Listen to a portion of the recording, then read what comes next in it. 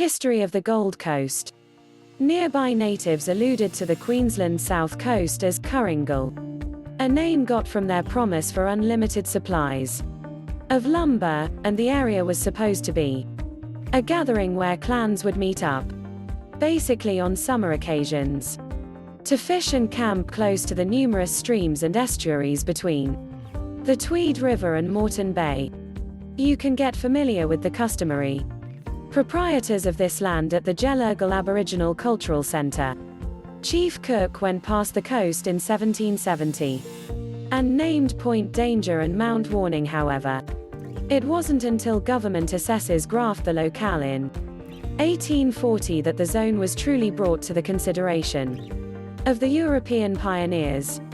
These pilgrims weren't actually inspired by the surf seashores, yet were quick to slash down however much wood that their bullock groups could haul up to Brisbane for use in the Moreton Bay delivery industry.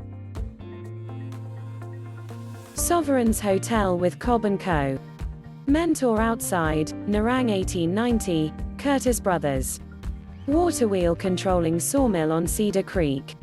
Tambourine Mountain 1900, view of Nerang River. And settlement close to Whedon's Crossing, 1908. Early settlers.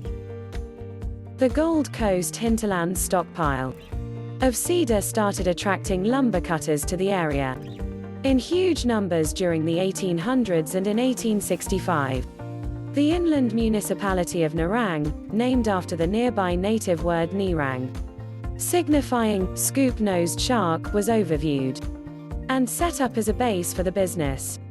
The encompassing valleys and fields were immediately evolved as cows, sugar and cotton ranches, and by 1869 settlement had arrived at the mouth of the Nerang River on the southern edge of Moreton Bay.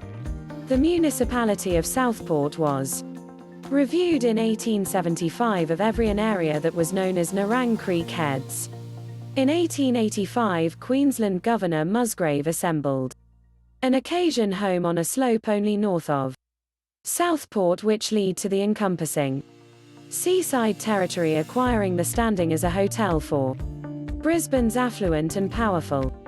The harsh shrubbery tracks and various spring intersections between Brisbane and Southport made it hard to reach without a boat, yet in 1889, a rail line was stretched out to the town, and various guest houses and lodgings were before long settled all over the coastline. Picture, Coolangatta's first rescue vehicle, 1920. The beginnings of a tourism industry. The lasting populace of the area expanded gradually until 1925, when another waterfront street was worked among Brisbane and Southport. That very year, Jim Cavell fabricated the Surfers' Paradise Inn, 2 kilometers south of Southport in a region between the Nerang River and the seashore known as Elston. And the travel industry blast started, as car innovation turned out to be increasingly more dependable. During the 1930s, the quantity of occasion producers going down the coast street from Brisbane expanded. By 1935, a large portion of the waterfront strip among Southport and the New South Wales line had been created with lodging bequests and inns. Elston inhabitants effectively campaigned to change the name of their town to Surfers' Paradise, pipping rival name Sea Glint, in 1933. The presently well-known Surfers' Paradise Inn torched in 1936 and was immediately supplanted with another a lot more excellent construction, which had workmanship, deco styling, and surprisingly incorporated a zoo out the back, total with kangaroos and other untamed life. Post-World War II, the South Coast District was an enormously famous occasion objective for servicemen getting back from World War II, and before the finish of the 1940s, land theorists and writers had started calling the zone the Gold Coast.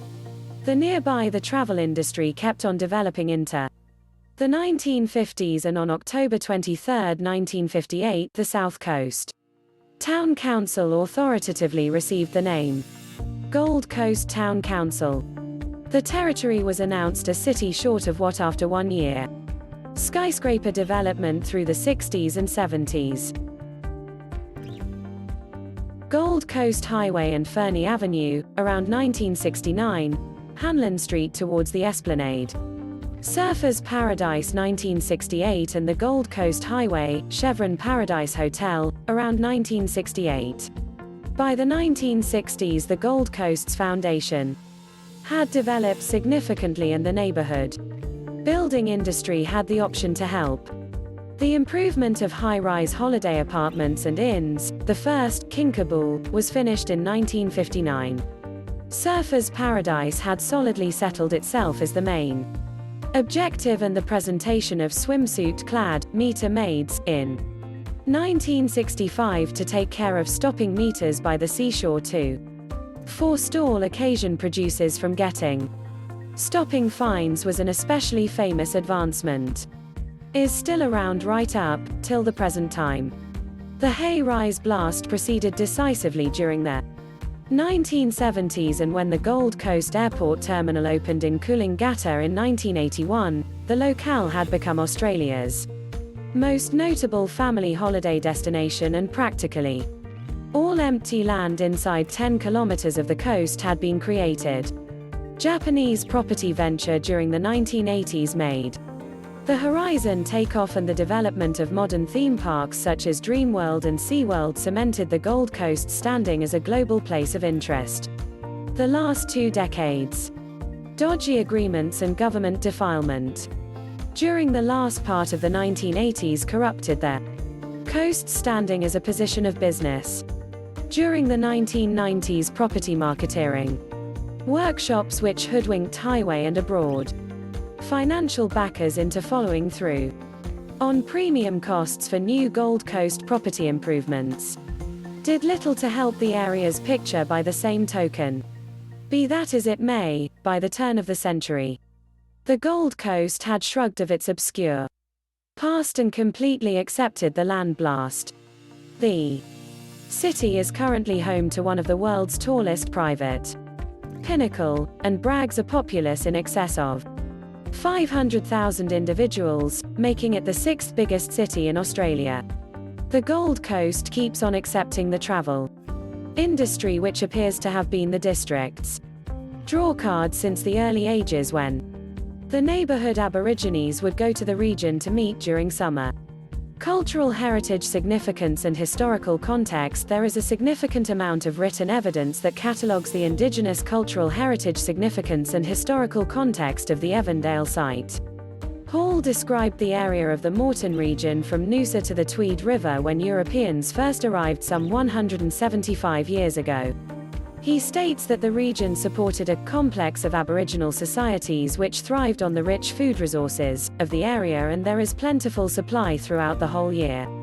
Aboriginal people living in the coastal lowlands would have engaged in 3 daily tasks: fishing, by men, and shellfish and fern root gathering, by women. Their diet would have been supplemented by terrestrial mammals, reptiles, birds, marine turtles, dugong, honey, grubs, and a diversity of plant foods. Different Aboriginal groups within the region maintained close links with one another through a complex web of social relations. Ceremonial activities and social exchange often brought different groups together. Hanlon notes that the local Aboriginal community were fairly numerous in the early days, and were, uniformly, a well-nourished lot, conspicuously healthy, and well-disposed toward the white men. Chase identifies the southeast corner of Queensland as having contained fairly heavy concentrations of Aboriginal inhabitants prior to European settlement.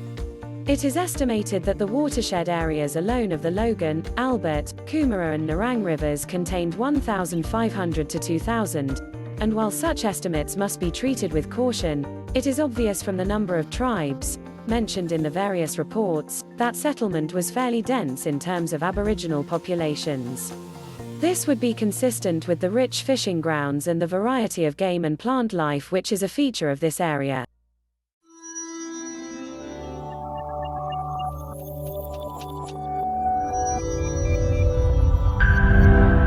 If you enjoyed this video, be sure to give it a like and subscribe to Life is Often if you haven't already. Click the bell icon to stay updated on all our latest content.